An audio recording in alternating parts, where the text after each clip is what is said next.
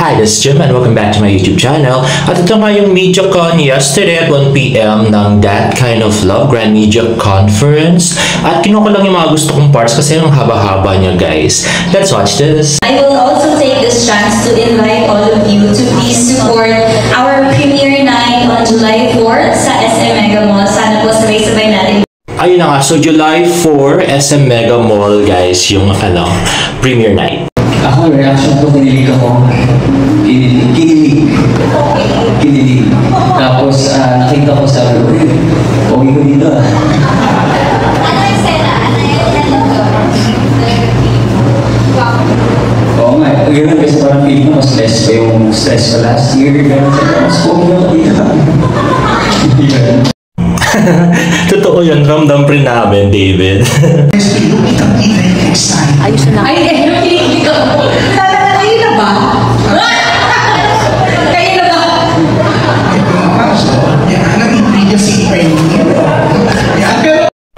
Buti na lang nandyan si Miss Arlene Mulak. Siya talaga yung nagbigay ng kilig sa doon sa MediaCon. Was there a time in your life na maging mabuo yung love team nyo ni Barbie? I wish mo na sana kayo na lang.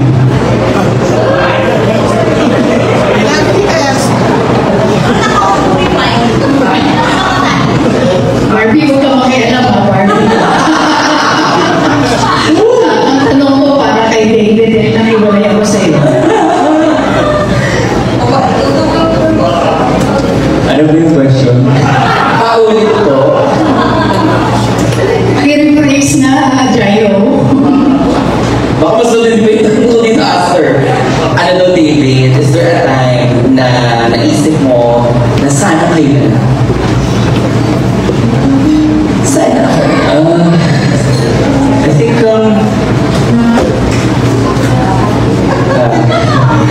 I think, Yung totoo ha? Hindi naman siguro kasi minsan kapag may co-work ka, di ba? For example, may love team ka, I think it's easier na parang since lagi magkasama, di ba, na nasa eksena kayo, nasa teleserye kayo, meron kayo endorsement sa magkasama kayo. So parang minsan ako isip ko lang din, uy, mas madali siguro yung gano'n. But of course, Hindi mo na alam pa rin yeah, but you know, of course, Pero explain mo na lang sa amin. Sasagot mo.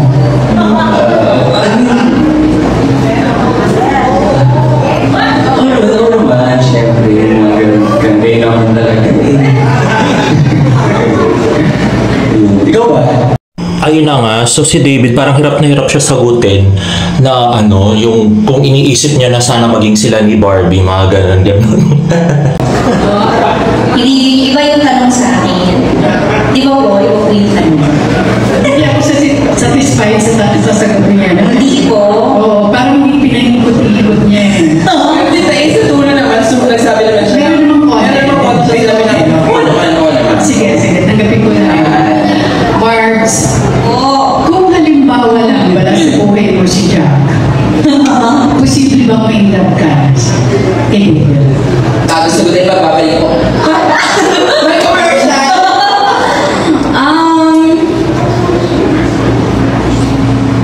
I think, mahirap nga, no? Mahirap nga siya. Mahirap nga.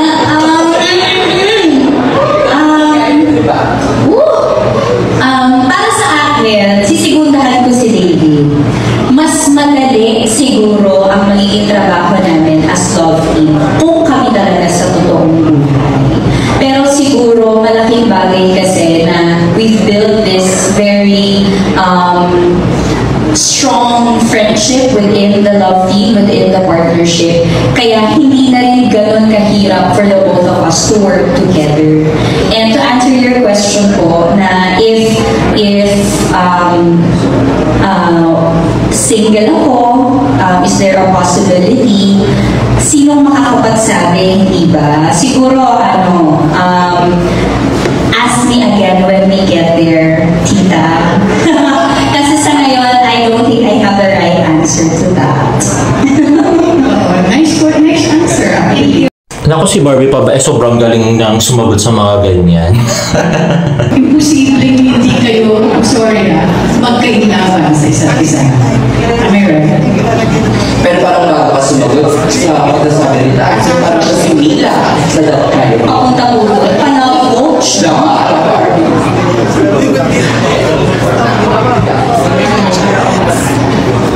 Tama naman. Nanervyos si David. Kaya ang pagkuha niya ng bike. Tapos tama naman. Adi. At hindi pinibigyan ka na chance mag-isip doon sumusunod na ako na. Tama naman talaga yun, di ba? Kahit naman siguro ako, yan din yung isipin ko. Siyempre, sa dami nilang dalawang eksena, bakit di sila nagkakaila? So I think it's normal naman kasi. So it's a yes. Parang you're speaking from the point of view of Madam, parang gano'n, na iniisip niya yung iniisip mo. Kung makakita ka rin ng love team na sobrang ganda ng chemistry, tama ba? Ayun daw po. Oh, di ba? May translator. Sige, Grabe. Talaga tinutulungan talaga ni Barbie. Sumagot si David, no? Ay, naku. kahit pa paano, Joy, mo nakuha natin naman yung sagot. Hindi, pero yes, kita A. Pero in all fairness naman to David, di ba? Kahit na lumigoy-ligoy ng very life, may sagot pa rin siya na, oo naman. Yun na nga. Hindi siya nagsabi ng no or good job ka dyan. Yes. Pag ako pinakapag-kukuya Korean ito. Sige, lastly naman to the rest of the cast, lalo na si Arlene na siyang tumatayong nanay ni Barbs or Mila in the movie. Anong discoveries niyo sa isa't isa doing this movie? Ang galing umarte ni Barbie. Yan ang wala akong masabi. At saka tungkol doon sa kanila. Kasi hindi ko naman alam na mayroong kami iba. Parang kayo na nagkakaligaw. Nakamay po kayo. O diba guys, si Harleen talaga yung nagbigay ng kilig sa mga tao. Tsaka doon sa media con, grabe. I so love her. Alam mo, I follow them both on Instagram. Pero siyempre, pag yung algorithm, hindi ko kita lagi nakikita. So hindi ko alam na meron. Alam ko, kaya sabi ko kayo na ba? Kasi gusto ko sila. I mean, kung ako, nakita ko sa totoong buhay, at may yaman na mabait, masimpatiko, iging na. Di ba? Yung kaya tatanong, kayo na ba? Hindi ko alam na meron. Sorry naman. Hindi ko nakikita lagi sa algorithm. Kaya pala si Kaya ikaw, Tita Amy, makinig ka kay Miss Harleen. Tita A, hindi niyo muna yung nakikita. Ayaw pa rin gatanong. Nagtakin mo kayo sa dito. Di ba? Hindi ko na alam. Kasi sumunod ka pwede. Effective, kinikilig nga ako sa inyo. Hindi siya nakikilig ko. Hindi ako makapag-comment pa doon direct, di ba? Basta nakikilig ako sa trailer. Sorry naman. Basta nakikilig. Kaya pala tanong ka ng tanong Tita A dito. Kanina pa. Other in this particular movie. Ako po mas marami akong eksena kay Barbie at talagang gusto ko yung work ethic ni Barbie. Talagang very good ka. Ang galing talaga niya. Very good talaga yung etiquette niya. Talagang, alam niyo ba, an actor prepares. Si Barbie, she prepares a lot. Talaga. Kaya may mga eksena na minsan nakakalimutan ko makaka-eksena dahil nanonood ako sa'yo. Totoo, kasi minsan nabubulol kasi natutuwa ako sa preparation ni Barbie as an actress. Sana maging national artist ka. Manifest natin yan. Manifest ko yan. Maging national artist si Barbie Fernesa. O diba, pati si Divine, bilib na bilib kay Barbie. Gusto maging national artist, pero malayo pa. Dapat yung malaano na muna siya. Mala Sharon at saka at saka Vilma, yung walang arte-arte sa kissing scene. Manok daw. Yun po. Yun po yung discovery ko sa'yo. Tita, so feeling ko, kasama ko lagi si Adam eh. Noong una, akala ko sila talaga. Kasi hindi ko naman alam yung love team nila eh. Kung ano-ano, Barda. Pero yung nasa set kami, parang meron eh. So ako, sobrang forward ko. David, ano ba? Trip ko ba si Barbie? Tapos, hindi niya ako sagot minsan. Ano iba? Diba? Inuman? Ganun yun, diretso. pati si Ivan nakahalata na parang may something, no? Grabe. At hindi nakasagot si David. Yun ang gusto ko doon. At hiyang-hiya si David at napayo ko, di ba? Parang totoo. Pero like what David said, Tita, when you're working together with someone for so long, you spend so much time, there's a big chance. And they're both great people. They're both great actors and actresses. And there's a big chance. But that's all up to them now. So we just have to wait and see, right? Yeah, one last question. David.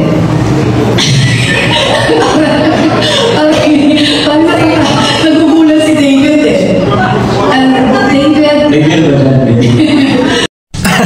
Adik, naghalap tuloy ng beer si David. Parang ayaw ni David talaga yung mga ganitong tanungan, no? Grabe, nagugulat pa siya. Napakagaling ni Barbie na actress. Siyempre, kumbaga, talagang pag-aari mag-eksena kami. Naisip mo na in love na sa akin sa scene, di ba? Kasi napakagaling na. So, ayun, pero wala namang pressure. Wala pressure. I'm super happy na ka-love din ko sa Barbie dahil marami akong mentoran sa kanya. Diba? Tapos nagdang tingnan. Di ba bigyan sa Barbie ka si David na signature pakilig pose? Pag nagpapakute siya, tama ba direct? Tinataas niya yung higit. Mga ganun siya. Yeah, tama mali. Mila? Ano? Tutasok hila mo. At tanong po kay David. David, meron ba rin kung eksena sa pelikula na parang napatulala ako kay Barbie na effective siyang actress at naisip ko na ito na sana yung babae. Parang meron ba yung parang tipong na sana ito or something? Kung gano'n, di ba? Naisip ko ba yun? Dahil sobrang kilig ng eksena and then ang galing ni Barbie was parang nag-ilab kang bigla, hindi dahil sa character mo. Now, I love all your questions, Hindi siya talaga comfortable kung tinatanong kung na-love siya kay Barbie, no? Grabe. Sabi niya pa, I love all your questions. I think that there's just one particular scene na nandun kami sa... Maybe nasa may... Rivers under the bridge. Yeah, yun din. So yung scene namin doon ba... Siyempre, may lights ko. Tapos tinitingnan ko siya. Tapos very romantic yung scenery.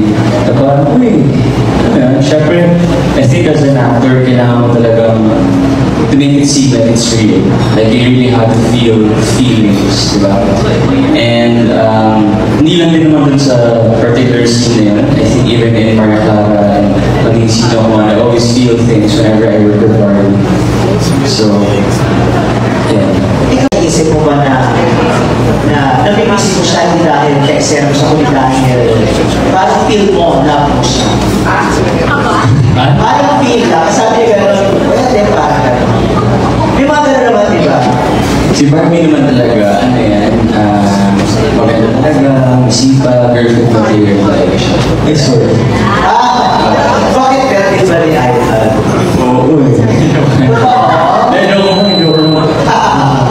natamaan ko kasi water. Dito sa dalawang na parang kakaiba naman sila. Pareho na, sorry pero ako naman, I will speak from the heart. Pareho kinikilig.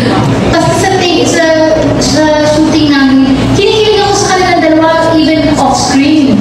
Which was the same with sila Kat.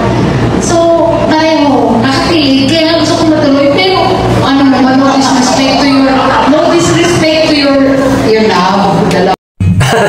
I love it, Miss Arlene. Grabe. Gusto niya rin talaga maging real yung Barda, no? Adik. Ay, nako. Love your life. Hello, Jack. Nice to meet you. Alam ko na, ginugay ko na siya, wala lang signal. Kaya, hello, Jack. Pero kinikilig talaga ako, sorry. Diba ako? And are you single?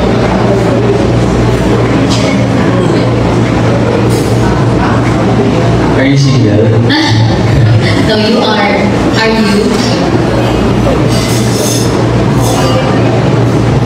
Sometimes din. So,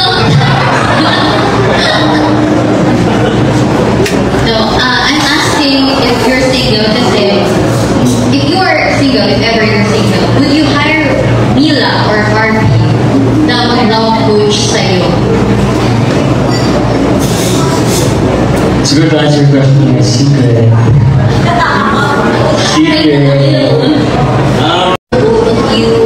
Kinikilig din ako eh. Pero at the same time, mas kinikilig din naman ako sa isa niya kasi grabe yung reassurance mo sa isa't isa. So, how do you and Jack use each other about sa reassurance na sobrang tagal niyo na and yet you are also in love? Pero, bago niya sagutin niya, sa susunod na lang. Kasi syempre, David and Barbie. At susupport na naman si Jack. Okay. Oh, last. Ang galing ng host. Dapat talaga yun yung mga host. Pag mga tanong na tungkol kay Jack, dapat talaga pinuputol. Kasi wala namang kinalaman si Jack doon sa pelikula. Tsaka nakakasira ng ng mood at kilig yung interview about him. Confused. Naku-confused ka ba? Hindi naman. Kaya yung sinabi ni Barbie, we're really good friends and we support each other. Diba? And actually, blessed ako na si Barbie yung love team ko. Sabi nga niya, I don't take advantage of her. Diba? Eh, siya din naman. Hindi naman nag-take. Parang nalungkot ka. Gusto mo ba? Sige nga. Joke lang yun. Yes. Yun yata yung pinakamagandang sagot na narinig ko dito sa na to, MediaCon. Totoo yun. At hinamon niya pa ng sige nga. Kaya ang binawi niya rin, takot. Ay, naku, David. Next question ko for David. Kasi kanina, parang hindi mo maamin yung about your personal life. Siyempre, alam namin si Barbie, my boyfriend. Ikaw, hindi mo masabi kung single ka. Pero do you find it hard na being in a love team na makahanap ng girlfriend outside of showbiz or kahit sa showbiz dahil na-attach ka nga sa love team? Well, I think, I'm not saying I'm single. For sure naman, nakakita niyo siguro sa social media, di ba? So I think it's just what you see is what you get. You know, I mean, I don't want to disclose anything. Yes. Pero meron. Basta what you see is what you get, di ba? Mali mo, magkakataka na rin, meron ako kasama. Yung mga sabi, di ba? So, kasi it's a private life na I don't wanna, yeah. It's because you want to protect the girl. Ganun ba yun? Kasi syempre nga may mga fans. Tingin mo ba? Sana din ako rin sa sarili ko. Yeah, of course. Siguro. Siguro speaking on behalf of David na lang, knowing him, siguro sa lahat sa atin dito, I would like to say na ako ang may pinaka-nakakakilala sa kanya. And knowing him, he's a very private person. So just sitting here in front of all of you is a really big challenge na for David. Diba? So he's not the type of person to open up his personal life to all of you, which we all find very challenging kung tayo man ang tumayo sa kanyang posisyon, hindi ba? So I think we would just like to ask for respect for privacy na lang po for people like David na gustong ihiwalay talaga ang kanyang professional life at talagang mag-bloom ang kanyang career, di ba?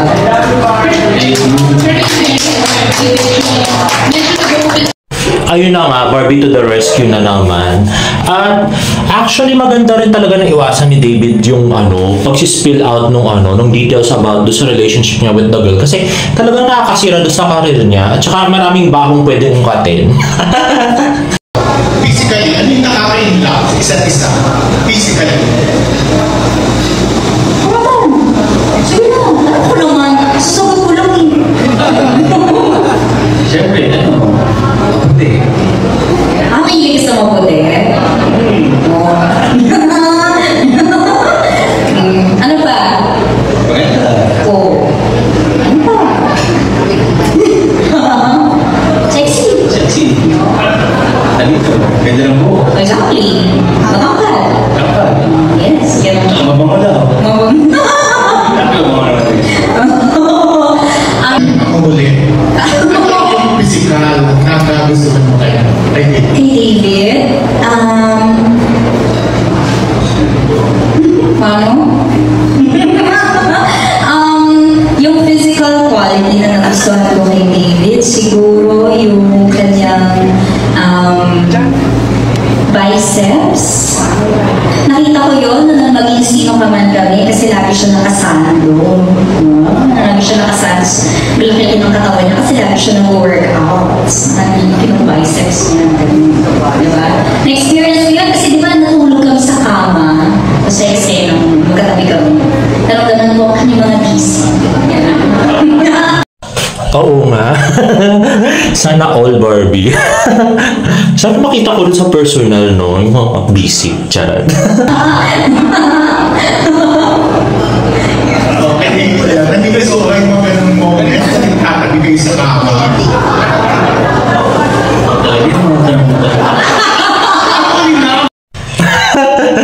Adik na David, ang reklamo. Baka mapahamak siya. Ay, nako. May katabi ka ba katabi?